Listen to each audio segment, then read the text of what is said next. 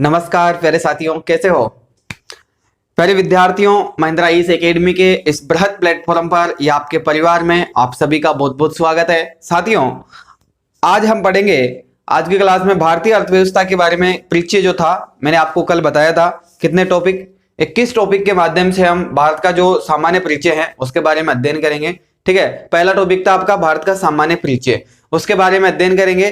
ठीक है, भारत की जो अर्थव्यवस्था थी उसके बारे में मैंने आपको बताया था कल। 21 टॉपिक हमने पढ़े थे। ठीक है, 21 21 इतने टॉपिक पढ़े थे। और आज का जो टॉपिक है यानी कि पहला टॉपिक की हम शुरुआत कर रहे हैं, जिसमें आपकी भारत की अर्थव्यवस्था का परिचय जानेंगे।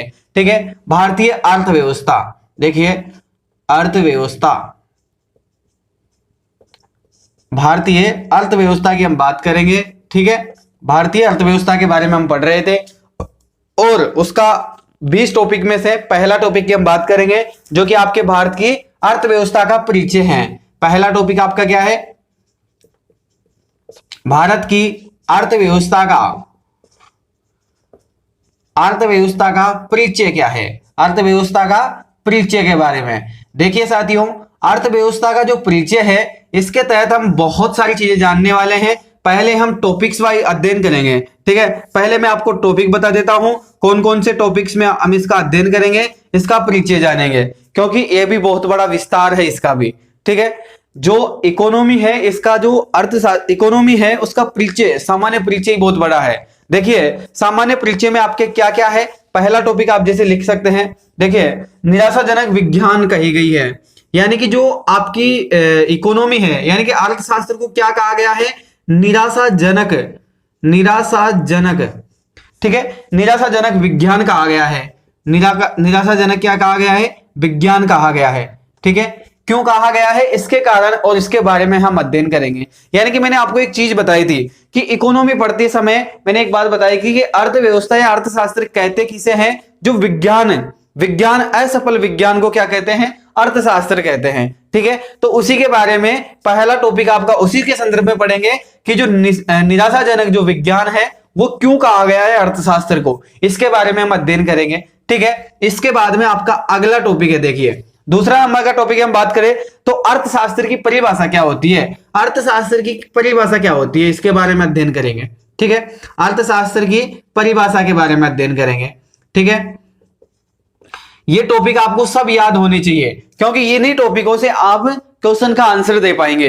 इसलिए मैं इनको अलग इसलिए लिखवा रहा हूं क्योंकि आपको ये याद होने चाहिए। अगर यहां से भारत की अर्थव्यवस्था के परिचय से अगर कोई सवाल आता है तो आपका गलत नहीं जाना चाहिए, क्योंकि आपको प्रत्येक पॉइंट पता होना चाहिए कि इसका पहला पॉइंट क्या था, दूसरा पॉइंट क्या था, तीसरा पॉइंट क्या था। ठीक है, और सवाल कहां से बना है, क्योंकि अगर मैं इसको डायरेक्ट पढ़ाना शुरू कर देता तो आपको ये याद ही नहीं रहते, आपको टॉपिक्स का पता ही नहीं रहता कि कौन सा टॉपिक चल रहा है। ठीक है, क्योंकि इसमें इतने टॉपिक है आगे जाके, या 20 या 25 टॉपिक जैसे अपने आगे हम पढ़ेंगे, तो 20 या 25 टॉपिक जब हम पढ़ेंगे इसके अंदर तो आपको यही पता नहीं रहेगा कि चल क्या टॉपिक रहा था अपने। ठीक है, लेकिन अब आप इसको भूल नहीं पाओगे। क्यों नहीं भूलेंगे? क्योंकि आपको जो है आज की क्लास में जो दिया गया है, ठीक है, आज की क्लास में इसके अलग अलग टॉपिक दिए गए, तो आपको सबसे पहले इनको पढ़ना है, इनको याद रखना है। ठीक है, और इसके अनुसार जब आपको बीच में क्लास जब पढ़ाई जाएगी तो आपको बीच में इसका आप अध्ययन करते रहेंगे, आपको पता चलता रहेगा कि आज का ये टॉपिक क्लियर हो गया, आज ये हो गया, अगले दिन ये होगा और उसके अगले दिन ये टॉपिक क्लियर होगा। इसलिए मैं पहले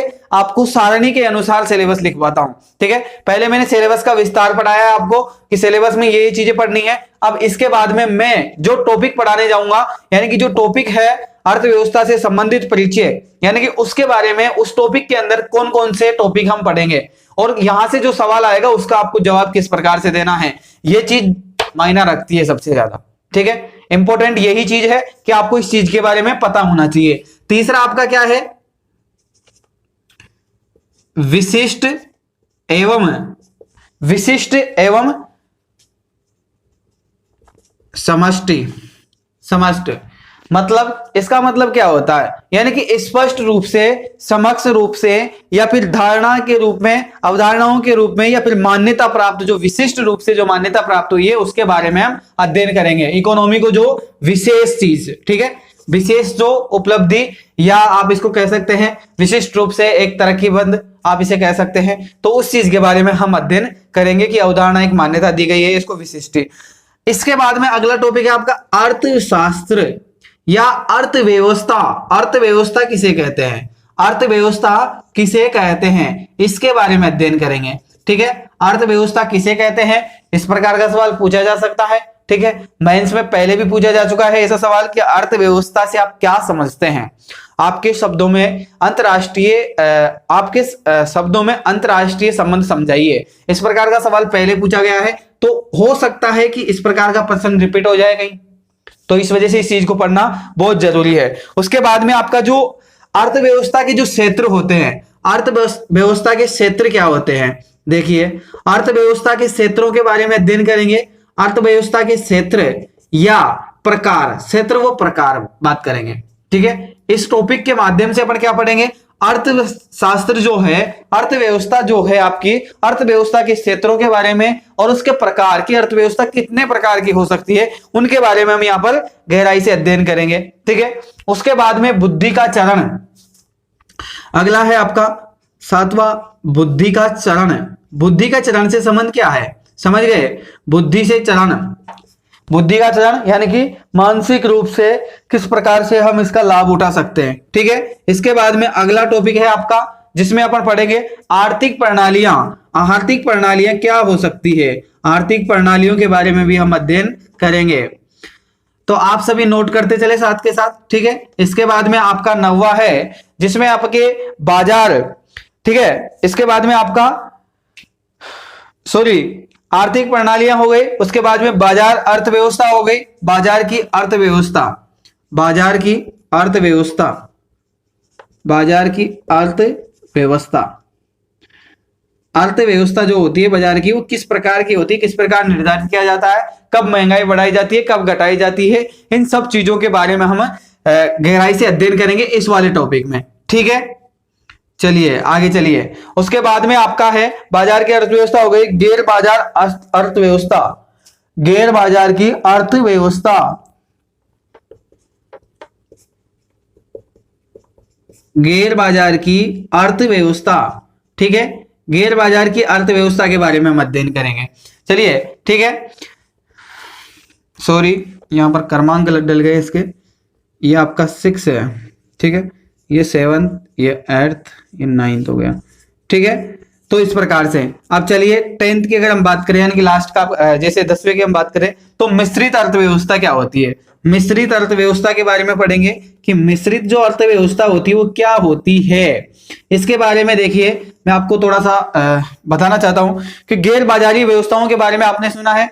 ठीक है, गैर बाजारी व्यवस्था आप जानते हैं कि फुटकर जो बाजार होते हैं, ठीक है, यानी कि जो काला बाजारी जिसे कह सकते हैं, इस प्रकार की समस्याएं होती है उनका समाधान पाने के लिए जो अर्थव्यवस्था होती है उसका क्या योगदान होता है। इसके बाद में मिश्रित अर्थव्यवस्था का मतलब हो गया कि जैसे व्यापार हो गया, ठीक है, व्यापारी किसान भी हो सकता है, कृषि से संबंधित भी कर सकता है, किसी भी संबंधित कर सकता है वो। ठीक है, पशुपालन का कर सकता है, ठीक है, व्यापार पशुपालन का भी हो सकता है, कृषि का भी हो सकता है, या फिर किसी भी इस प्रकार से किताबों का व्यापार कर सकते हैं अपन, है ना, यानी कि किसी भी चीज का व्यापार कर सकते हैं। तो इस प्रकार की जो इकोनॉमी सिस्टम है उसको अपन किस में पढ़ेंगे, मिश्रित अर्थव्यवस्था में पढ़ेंगे। ठीक है, मिश्रित अर्थव्यवस्था के अंदर पढ़ेंगे। चलिए आगे अपन फिर चलते हैं। देखिए आगे आपके दिया गया है क्या, देखिएगा आगे अगला आपका टॉपिक है कि वितरण प्रणाली, वितरण प्रणाली, वितरण प्रणाली, वितरण प्रणाली। वितरण प्रणाली से आप समझ गए, ठीक है, आप समझ गए होंगे कि वितरण प्रणाली से यानी कि किसी भी चीज को फुटकर बाजारों में बेचना, ठीक है, वितरण कहलाता है। यानी कि एक किसी व्यापारी के माध्यम से कोई भी चीज आती है तो उसको फुटकर वितरण करते हैं। ठीक है, तो उस चीज को क्या कहते हैं, वितरण प्रणाली कहा जाता है। ठीक है, उसके बाद में अगला आपका है जो कि विसंगठन, विसंगठन सहमति। ठीक है, विसंगठन सहमति का मतलब होता है किसी भी संगठन के द्वारा, किसी भी व्यापारिक संगठन जो होता है उसके द्वारा सहमति दी जाती है किसी भी चीज को। यानी कि आपका कोई भी शहर है, आपका कोई भी बाजार होता है तो उसके अंदर एक विश्व, कभी भी आप परचूरी दुकान पे जाइए या फिर आप कभी किसी की दुकान पर जाइए, वहां पर एक आप पर वहां पर अगर वो व्यक्ति उस संघ से, व्यापार संघ से जुड़ा होता है तो उसके बाद एक सर्टिफिकेट होता है, ठीक है, सर्टिफिकेट आपको दिखेगा। आप कोई सी भी दुकान पे जाइए, ई मित्र पे चले जाइए, बुक डिपो पे चले जाइए, या फिर कपड़े की दुकान पे चले जाइए, या किराना स्टोर की दुकान पे चले जाइए, किसी और चीज पर आप चले जाए, तो उसका एक व्यापारिक संघ होता है। व्यापारिक संघ के द्वारा उनको क्या किया जाता है, सम्मानित किया जाता है। अगर व्यापार में कोई गिरावट आती है, कोई दिक्कत आती है, किसी प्रकार की कोई परेशानी आती है किसी को, तो वो सब लोग एक साथ संघ सेवा के रूप में, मतलब एक साथ सम्मिलित होकर बाजार बंद करके सड़क पर उतर आते हैं। आपने कभी देखा होगा, बहुत सारी घटनाएं होती है ऐसी, ठीक है, किसी व्यक्ति के साथ में, किसी व्यापारी के साथ में, या फिर किसी भी दुकानदार के साथ में इस प्रकार की अप्रिय घटना हो जाती है, तो फिर सारे दुकानदार या फिर वो संगठन, वो संघ उसका साथ देता है। यानी कि यहां से उसको क्या मिलती है, सहमति मिलती है। विसंगठन का मतलब होता है कि जो संगठन होता है वहां का, ठीक है, व्यापारी जो संगठन होता है उसके द्वारा अनुमति, यानी कि किसी प्रकार से भी किसी चीज की रेट तोड़ दी जाए, ठीक है। यानी कि कोई व्यक्ति, जिस प्रकार से व्यापारिक संगठन इस प्रकार के लिए बनाए जाते हैं, और इसलिए बनाए जाते हैं कि कोई व्यापारी कोई भी चीज है जिसको अगर 2 रुपए की चीज आ रही है तो उसको वो 4 रुपए में बेचेगा, ठीक है। मिनिमम प्राइस की बात करें तो वो 3 रुपए तक बेच सकता है उसको ना। लेकिन अगर वो व्यक्ति 3 रुपए से भी नीचे अगर उसको बेचता है, यानी कि वो 2.5 रुपए या 2 रुपए में बेचता है, यानी कि कोई भी व्यक्ति उसको 4 रुपए में बेच सकता है, यानी कि अधिक तो वो ले सकता है लेकिन घटा नहीं सकता उसका बजट। अगर बजट घटा देता है तो पास वाला जो दुकानदार होगा वो उसकी शिकायत कर देगा, शिकायत करके कहेगा कि ये बजट तोड़ रहा है, बाजार का मार्केटिंग तोड़ रहा है, मार्केटिंग सिस्टम खराब कर रहा है ये। तो उसको क्या कहते हैं, व्यापारिक संगठन जो होता है, विसंगठन सहमति जो होती है वो उसकी रद्द कर देते हैं, उसके ऊपर दबाव डालते हैं, उसके ऊपर जुर्माना होता है कि आपने गलत किया है, ठीक है। यानी कि इन सब चीजों की प्रणाली होती है। एक किसान ही होता है, इसके पास एकता नहीं होती, यानी कि किसान की फसल कोई भी भाव चली जाए कोई फर्क नहीं पड़ता। लेकिन अगर व्यापारी रेट तोड़ देता है तो कौन, पूरे व्यापारी कहां पर आ जाते हैं, सड़कों पर आ जाते हैं। किसी व्यापारी के साथ अत्याचार होता है तो पूरे व्यापारी आ जाता है। लेकिन किसी किसान के साथ में आपने कहीं मुद्दे सुने होंगे, ठीक है, मुद्दे आते हैं ना कृषि मंडी के अंदर। आज किसान के साथ में मारपीट हुई पुलिस प्रशासन के द्वारा, या व्यापारी संघ ने मारपीट की, ठीक है। तो इस प्रकार से अभी आपके पास ही में, हालांकि आप सभी को पता होगा, बहुत करंट मुद्दा रहा था थोड़े समय पहले, जिसमें एक किसान की हत्या कर दी गई थी मंडी के अंदर, ठीक है, जो व्यापारी लोग हुआ करते हैं उनके लोगों ने मिलकर। तो इस प्रकार की जो घटनाएं होती है उनके लिए संगठन होता है। और व्यापारिक संगठन यानी कि विसंगठन जो सहमति देता है वो रेट यानी कि दर या किसी भी चीज को, किसी भी इशू को लेकर होता है, ठीक है। ये बात आपके समझ में आ गई होगी, मुझे उम्मीद है। इसके बाद में एक होती है बीजिंग सहमति, एक सहमति और पढ़ेंगे, कौन सी, बीजिंग सहमति। ये क्या सहमति होती है भाई, इसका मतलब क्या होता है, बीजिंग सहमति से ताल्लुक होता है, देखिए साथियों, किसी भी प्रकार का लाइसेंस किसी चीज का लेते हैं ना, अगर आप बुक डिपो डाल रहे हैं ना, ठीक है, तो बुक डिपो पर आप क्या चीजें बेच सकते हैं, किताबों से रिलेटेड या बुक डिपो से रिलेटेड ही आप चीजें बेच सकते हैं। ये नहीं कि आप बुक डिपो में किराना स्टोर चालू कर दोगे, किराना स्टोर के सामान बेचना प्रारंभ कर दोगे, तो वो उसकी अनुमति कौन देता है, विजिंग, ठीक है, विजिटिंग जो होता है, ठीक है, विजिंग सहमति जो पत्र होता है वो इन लोगों के पास में होता है, ठीक है। यहां से सहमति मिलती है साथियों।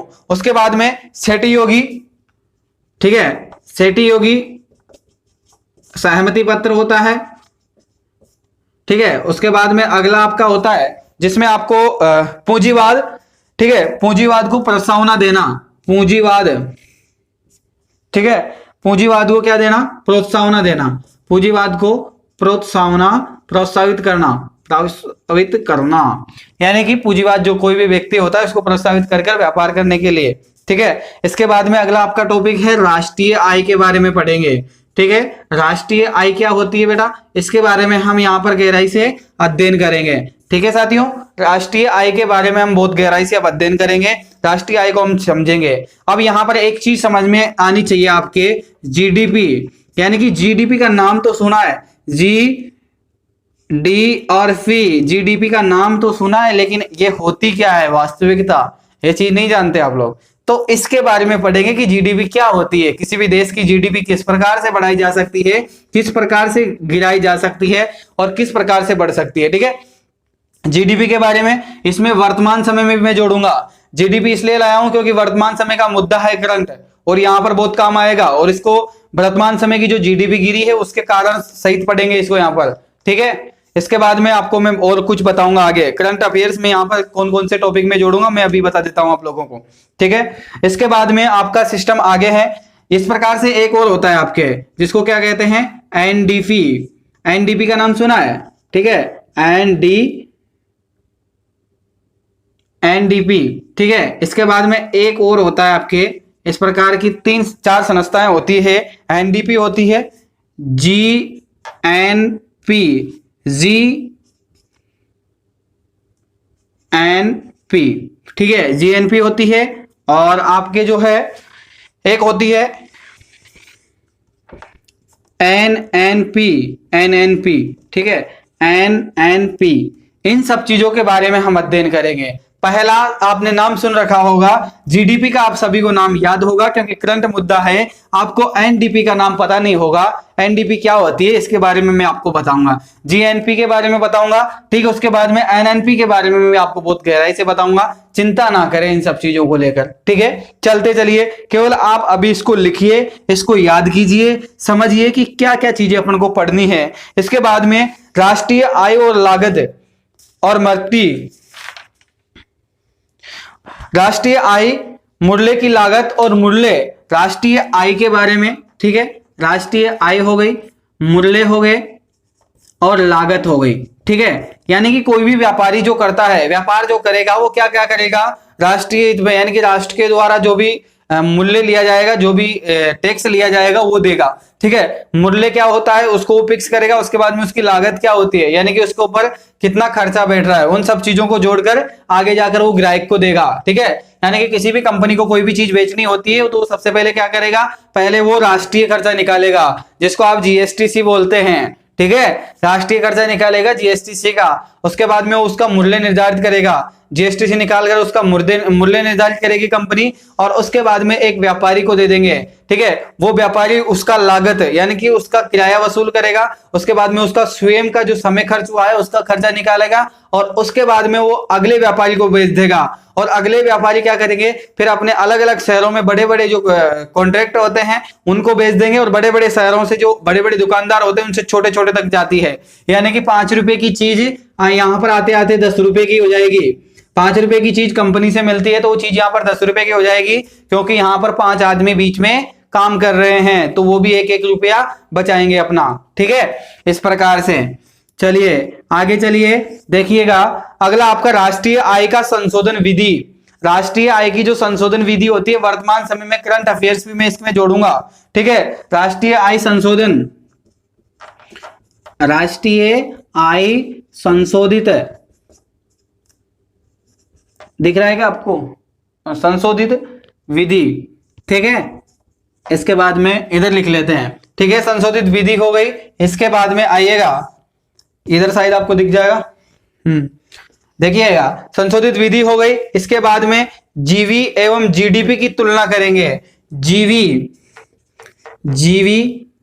एवं जीडीपी, जीडीपी क्या होती है, इन दोनों की चीजों के बारे में हम अध्ययन करेंगे, और इन दोनों की तुलनात्मक रूप में मैं आपको समझाऊंगा, क्योंकि ये अभी हालांकि का करंट मुद्दा है कि जो जीपी क्या होती है और जीडीपी क्या होती है, इनके अंदर अंतर स्पष्ट करेंगे अपन, ठीक है। अंतर स्पष्ट करना जरूरी है क्योंकि इस प्रकार के सवाल बनते हैं, ठीक है। इनमें से भी सवाल पूछ सकता है, एनडीपी, जीएनपी क्या होती है, एनएनपी क्या होती है, इन सब चीजों के बारे में मैं आपको बताऊंगा, ठीक है। उसके बाद में निश्चित आधार श्रृंखला आधार विधि, निश्चित श्रृंखला आधार, निश्चित श्रृंखला आधार, ठीक है, इसके बारे में पढ़ेंगे। और अगला आपका टॉपिक है जैसे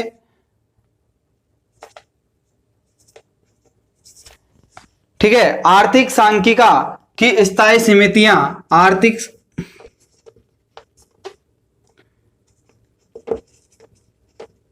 सांख्यिका की आर्थिक समितियां, आर्थिक जो समितियां होती है ना, ठीक है, समितियां। और लास्ट 27वां आपका जो टॉपिक है वह आपका आर्थिक संख्या स्थायी समितियां आ गई। और इसके बाद में मैं यहाँ पर अगला टॉपिक आपके हैं जो करंट अफेयर्स में इसमें जोड़ देता हूं, वर्ष 2019-20 की करंट अफेयर्स हम पढ़ेंगे, ठीक है। करंट अफेयर्स की जो करंट अफेयर्स के लिए जो आय का अनुमान लगाया गया है, करंट अफेयर्स के मामले में 2019-20 के लिए आय का अनुमान आय का अनुमान जो लगाया गया है, ठीक है, आय का अनुमान जो लगाया गया है उसके बारे में अध्ययन करेंगे। और आपका लास्ट का टॉपिक है, लास्ट में मैं आपको कोविड-19 कोरोना वायरस, ठीक है, इसके बारे में और इसका जो जीडीपी पर यानी कि जो इस पर भारत की अर्थव्यवस्था पर जो प्रभाव पड़ा है उसके बारे में अध्ययन करेंगे कोविड-19 के तहत, ठीक है। चलिए 28 टॉपिक आपके हो गए हैं। भारत की अर्थव्यवस्था के सामान्य परिचय के अंदर 28 टॉपिक पढ़ेंगे। अब आप सोच लीजिए 28 टॉपिक कितने दिनों में क्लियर होने वाले हैं, लेकिन बहुत जल्दी पूरे करेंगे क्योंकि बहुत सारे टॉपिक मैं एक दिन में पढ़ाऊंगा आपको, ठीक है। जहां तक हो सकता है, जहां तक मैं दे सकता हूं उतनी क्लासें मैं आपको दूंगा। बस आप लोगों की जिम्मेदारी बनती है कि आप मेरे साथ कितने समय तक बन पाते हैं, ठीक है। तो देखिए एक बार रिवीजन कर लीजिए। पहला आपका निराशाजनक विज्ञान कहा गया है। अर्थशास्त्र की परिभाषा विशिष्ट और समिष्ट के बारे में पता है कि अर्थव्यवस्था जो है वो किस प्रकार से लागू की गई। उसके बाद में अर्थव्यवस्था किसे कहते हैं, अर्थव्यवस्था कितने प्रकार की होती है, किस प्रकार का इसका क्षेत्र होता है, कितनी विभिन्नताएं होती है, कितनी प्रकार की होती है, इसके बारे में अध्ययन करेंगे, ठीक है। बुद्धि का चरण में हम अध्ययन करेंगे। आर्थिक प्रणालियां इसमें अध्ययन करेंगे, ठीक है। व्यापार की अर्थव्यवस्था के बारे में अध्ययन करेंगे। गैर बाजार की अर्थव्यवस्थाओं के बारे में अध्ययन करेंगे। मिश्रित अर्थव्यवस्था के बारे में अध्ययन करेंगे। उसके बाद में वितरण प्रणालियों के बारे में जानेंगे, ठीक है। और उसके बाद में वेस्टगेट सम्यता जो होती है, समितियां या सहमति जो होती है, विजांग सहमति होती है, सेटिंग सहमति होती है, पूंजीवाद को प्रोत्साहन करने वाली जो घटनाएं होती है, जो विधियां होती है, उनके बारे में जानेंगे। राष्ट्रीय आय क्या होती है, सबसे अहम टॉपिक है राष्ट्रीय आय क्या होती है, ठीक है, इसके बारे में जानेंगे। उसके बाद में जीडीपी, जीडीपी क्या होती है, ठीक है, एनडीपी क्या होती है, जीएनपी क्या होती है, एनएनपी क्या होती है, इन सब के बारे में बहुत गहराई से अध्ययन करेंगे और इनमें आपस में अंतर भी बताएंगे आपको, ठीक है, अंतर क्या होते हैं इनमें। उसके बाद में राष्ट्रीय मूल्य लागत पढ़ाऊंगा, ठीक है। उसके बाद में राष्ट्रीय आय संशोधन विधि पढ़ाएंगे बेटा, ठीक है। इसके बाद में जीडीपी, ठीक है, जीवी,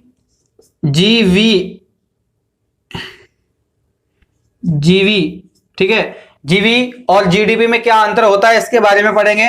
निश्चित श्रृंखला आधार पर जो, यानी कि निश्चित श्रृंखला आधार का मतलब यह होता है कि कंटिन्यू एक ही श्रृंखलाबद्ध तरीके से, यानी कि बड़े व्यापारी से छोटा व्यापारी, छोटे व्यापारी से उससे छोटा व्यापारी, उससे छोटा व्यापारी, यानी कि एक श्रृंखला बन गई, ठीक है। उसके बाद में कस्टमर तक पहुंचता माल, वो एक श्रृंखला होती है। तो उन श्रृंखलाओं के बारे में जानेंगे और आर्थिक सांख्यिकी, आर्थिक समिति के बारे में जानेंगे और वर्ष 2019-20 का अनुमानिक जो आय है उसके बारे में अनुमान लगाएंगे, ठीक है। और कोविड-19 का जो प्रभाव पड़ा है, ठीक है, भारत देश की जो अर्थव्यवस्था है उस पर जो कोरोना वायरस का जो प्रभाव पड़ा है उस मुद्दे को भी मैं यहीं क्लियर कर दूंगा, ठीक है। इसमें आपके 3 टॉपिक करंट अफेयर्स के हो गए। अब यहां से आपको जोड़ना है, जहां तक मुझे उम्मीद है यहां से जीडीपी से, ठीक है, और यहां से जीवीवी से सवाल जरूर पूछेगा, ठीक है। 2021 में एग्जाम देंगे तो शायद आपको यहां से सवाल मिल सकता है, पूरी संभावना है, फिर भी आप मान के चले, ठीक है। और चीजें भी आपको बहुत बेहतरीन ढंग से मैं करवाऊंगा, बाकी इन चीजों को आप बहुत बेहतरीन ढंग से समझे, ठीक है। इसमें मैं आपको बिल्कुल क्लियर कर दूंगा जीडीपी क्या होती है, एनडीपी क्या होती है, जीएनपी क्या होती है, एनपी एनएनपी क्या होती है, इन सब चीजों को मैं बहुत गहराई से और इनका अंतर स्पष्ट करवाऊंगा आप लोगों के साथ। करंट अफेयर्स जोड़ने का मतलब यही है कि वर्तमान समय की घटनाओं को आप समझ जाएं। वर्तमान की जो घटनाएं हो रही है उसको आप भूतकाल के, यानी कि भूतकाल के जो उदाहरण हैं उसकी सहायता से आप वर्तमान के जो उदाहरण हैं उससे भूतकाल आप समझ जाएं।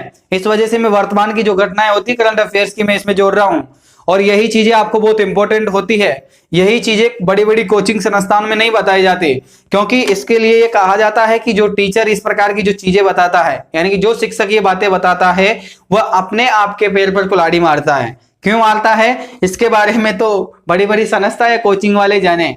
क्योंकि एक विद्यार्थी था मेरा, तो उन्होंने मेरे को बताया कि सर मुझे मतलब उसने 3 बार कोचिंग कर ली है, अब तक 3 बार कोचिंग कर चुके हैं। वो 4थी बार मेरे पास आया था, लेकिन उसके बाद उसने मना कर दिया कि सर मुझे कोचिंग नहीं करनी है, अब मुझे यूपीएससी करनी ही नहीं है, ठीक है। उसने अलग फील्ड चुन लिया उसके बाद। तो वो बता रहा था कि सर ये सब चीजें नहीं बताई जाती वहां पर। कि मैंने कहा कि जैसे अपन पढ़ रहे हैं भारत का, विश्व का जो भूगोल पढ़ रहे हैं, वो किस पेपर के लिए पढ़ रहे हैं भाई, कि सर ये सब चीजें नहीं बताई जाती। और कई टीचर्स मेरे को कहते हैं कि जो ये चीजें अगर हम बताएंगे ना बच्चों को कि विश्व का भूगोल किस पेपर के लिए पढ़ा जा रहा है, तो ये चीजें अगर आप बताओगे तो फिर बच्चे समझ जाएंगे, फिर आपको परेशान करेंगे। परेशान क्यों करेंगे? क्योंकि आप सिलेबस कवर नहीं करवाते। बड़ी बड़ी संस्थाओं में यही होता है बच्चों के साथ में कि उनका सिलेबस का डायरेक्शन पता नहीं होता बच्चों को कि सिलेबस में क्या पढ़ना है, यानी कि पढ़ा क्या रहा है सामने वाला। इसलिए अगर मैं ये चीजें आपको नहीं बताऊं, देखिएगा अगर ये 28 टॉपिक है, 28 टॉपिक में से मैं 2 टॉपिक यहां से उठा लूं, निराशाजनक को छोड़ दूं, अर्थशास्त्र की परिभाषा डायरेक्ट पढ़ा दूं, ठीक है। उसके बाद में मैं आ जाऊं अर्थव्यवस्था के प्रकार कितने होते हैं, अर्थव्यवस्था किसे कहते हैं, मैं ये चीजें समझाते हुए आपको आर्थिक प्रणालियां छोड़ दूं, बाजार अर्थव्यवस्था छोड़ दूं, मिश्रित अर्थव्यवस्था छोड़ दूं, ये ठीक है। उसके बाद में विवरण यानी कि वितरण प्रणालियां मैं आपको पढ़ा दूं। उसके बाद में आ जाओ मैं जीडीपी राष्ट्रीय आय के बारे में पढ़ा दूं, ठीक है। उसके बाद में राष्ट्रीय मूल्य लागत पढ़ा दूं, और इसके बाद में इधर आपका जो जीडीपी है इसका और इसका अंतर स्पष्ट करवा दूं, और उसके बाद में खत्म कर दूं। यानी कि मैं चाहूं तो इसको एक सप्ते में, यानी कि 4 दिन में या 3 दिन में या 2 दिन में मैं इसको खत्म कर सकता हूं। खत्म करने का क्या है, सिलेबस कवर हो गया। लेकिन सिलेबस कवर करने का वास्तविक जो मतलब होता है ना, वो यही होता है। समय 2 साल का समय क्यों लेता हूं मैं आपसे, 2 साल का समय इसलिए ले रहा हूं क्योंकि एक एक टॉपिक क्लियर करवा दूंगा मैं। फिर आपकी कमी है, आप पढ़ते हैं या लिखते हैं या कुछ करते हैं, ठीक है। बाकी मेरी तरफ से कोई भी कमी नहीं मिलेगी आपको। बड़ी बड़ी संस्थाएं आपके साथ धोखा करती है, उसके मैं जिम्मेदार नहीं हूं, लेकिन कहीं ना कहीं हम सब जिम्मेदार होते हैं। उन सबके शिकार होने के लिए बच्चे चले जाते हैं, और शिकार हो जाते हैं तो बच्चे भी स्वयं भी जिम्मेदार है, ठीक है। तो चलिए उन पर हम फालतू बात नहीं करते। तो मैं साफ कह रहा हूं क्योंकि ये जो शेड्यूल मैंने आपको दिया है, अब देखिएगा इससे एक फर्क पड़ता है। कोचिंग संस्थानों में ये सब नहीं बताया जाता। कोचिंग संस्थाओं में डायरेक्ट क्लास शुरू की जाती है, आज ये टॉपिक क्लियर करना है तो वो वहां से लेकर यहां तक खत्म कहानी, ठीक है। उसके बाद में आप जानो और आपका काम जाना है। टीचर क्लास देके चला जाता है, उसको कोई मतलब नहीं है।